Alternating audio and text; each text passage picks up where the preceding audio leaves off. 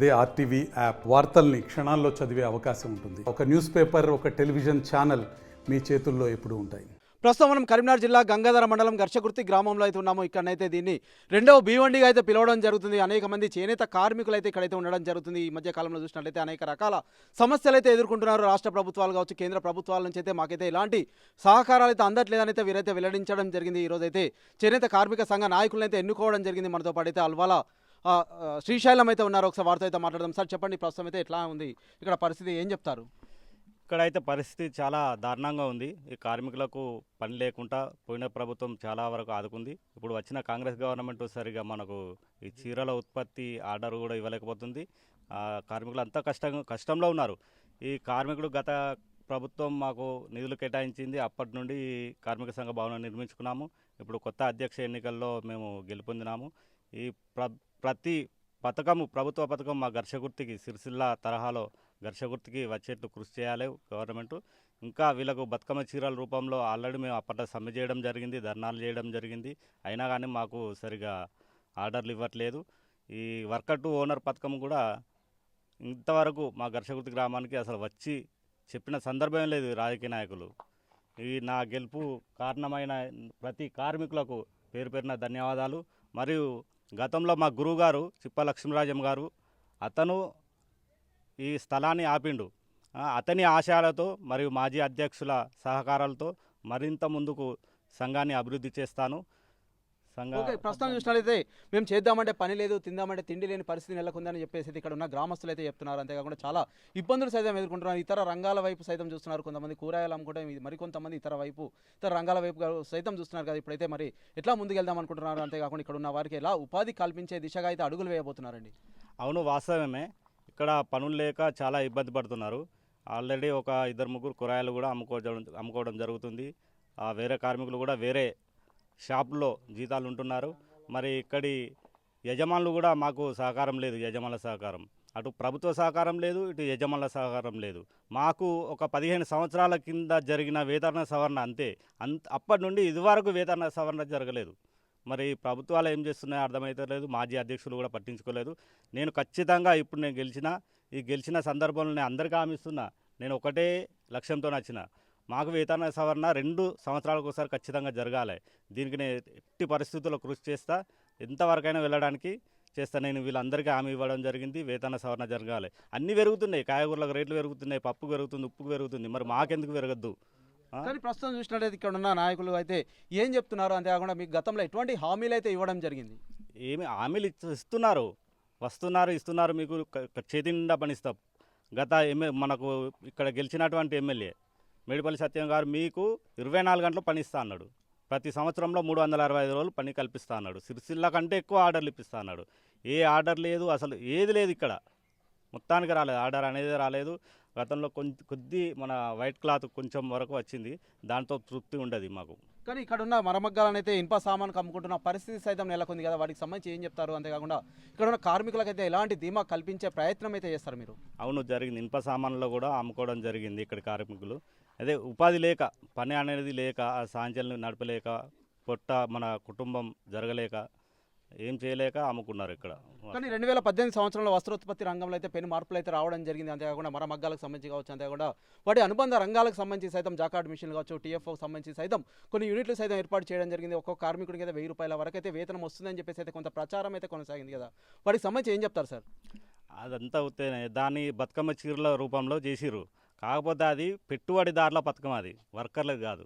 వాళ్ళు మీడియా ముందు చెప్పారు 1000 రూపాయల పని అవుతుంది. ఒక్క 3 నెలలు 1000 రూపాయల పని అయితే ఎందుకు చెప్పు? సంవత్సరం మొత్తం కావాలి. సంవత్సరం మొత్తం రోజుకు 1000 రూపాయల చొప్పున ఇవ్వమనండి. మేము సంవత్సరం మొత్తం కష్టపడతాం.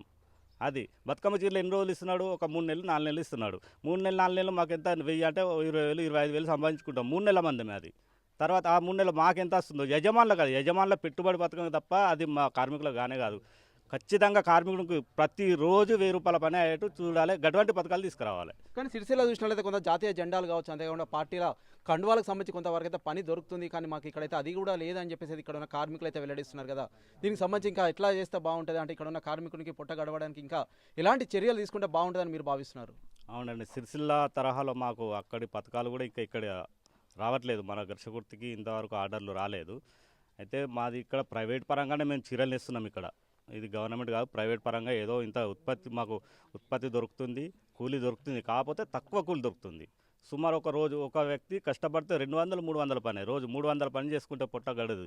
పిల్లలు ఉన్నారు, చదువులు ఉన్నారు, ప్రైవేట్ స్కూళ్ళు, ట్యూషన్ ఫీజులు, స్కూల్ ఫీజులు, హాస్పిటల్ ఖర్చు ఏది వెళ్ళలేక చాలామంది ఆత్మహత్య చేసుకున్న వాళ్ళు కూడా ఉన్నారు ఇక్కడ పొట్టలేక. అందుకే ఇప్పుడు ఈ కూరగాయలు అమ్ముకోవడం, దుకాణాల జీతాలు ఉండడం, పెట్రోల్ బంకుల్లో జీతాలు కూడా ఉన్నారు ఈ పని లేక. కానీ ఇప్పుడు మనం చూసినట్లయితే వేములవాడ శాసనసభ్యులు కావచ్చు, ప్రభుత్వ వైపు ఆది శ్రీనివాస్ అయితే యారెంట్ డిపో అయితే తీసుకురావడం జరిగింది వేములవాడకు సంబంధించి. దీనికి సంబంధించి మీకు ఏమైనా ఉపయోగకరంగా ఉంటుందా? అది మా కార్మికులకు ఉండదండి, అది పెట్టుబడిదారులకి. అది ఓకే, పెట్టుబడిదారుల కోసం పెట్టిరు, కాకపోతే అది కూడా ముందుకు రావట్లేదు. అసలు యారెంట్ డిపో పెట్టిరు, కాకపోతే యారెంట్ లేదు అక్కడ. ఓకే, డిపో ఓన్లీ ఏదో ఒకటి గోదాం చేసిరు, యారెంట్ డిపో మీకు విడుదల చేస్తున్నాం, మీకు నిధులు విడుదల చేసినాం అంటారు. అటు పెట్టుబడిదారులకు కూడా అసలు ఈ గవర్నమెంట్ నుండి సహకారం లేదు. వాళ్ళకి వస్తేనే మాకు కూడా ఇంత ఉపాధి ఉంటుంది. ఓకే. మరి మీరైతే ఏం కోరుకుంటున్నారు రాష్ట్ర ప్రభుత్వాల నుంచి కావచ్చు, అంతేకాకుండా కేంద్ర ప్రభుత్వం నుంచి అయితే మీరైతే ఏం కోరుకుంటున్నారు సార్? మాకు చేతి నిండా పని ఉండాలండి. ఇక్కడ కార్మికులు కష్టపడతారు, చాలా వరకు కష్టపడి పనిచేసే తత్వం మా పద్మశాలి కార్మికులు అంతా అంతే. కష్టపడి 24 గంటలు ఒక 12 గంటలు ఖచ్చితంగా కష్టపడతారు.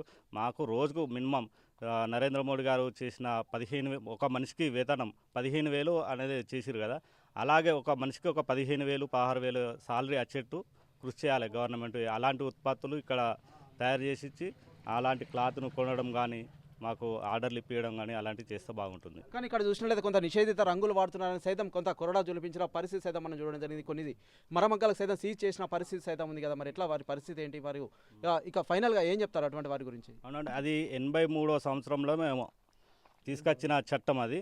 అయితే అలాంటి చట్టాలను సవరించాలి, ఎందుకంటే అది సరి అనేది కాదు. ఎందుకంటే నేను ఒక ఉదాహరణ చెప్తాను. ఇప్పుడు రైతు ఒకప్పుడు నాగలతో దున్నిండు, ఇప్పుడు ట్రాక్టర్తో దున్నిండు, అంటే మిషనరీతో చేసిండు. అంటే మేము అప్పుడు మొగ్గాలు నేసినాము, అయితే మొగ్గాల ద్వారానే కలర్ బట్ట నేయాలనేది ఒకటి చట్టం తీసుకొచ్చారు.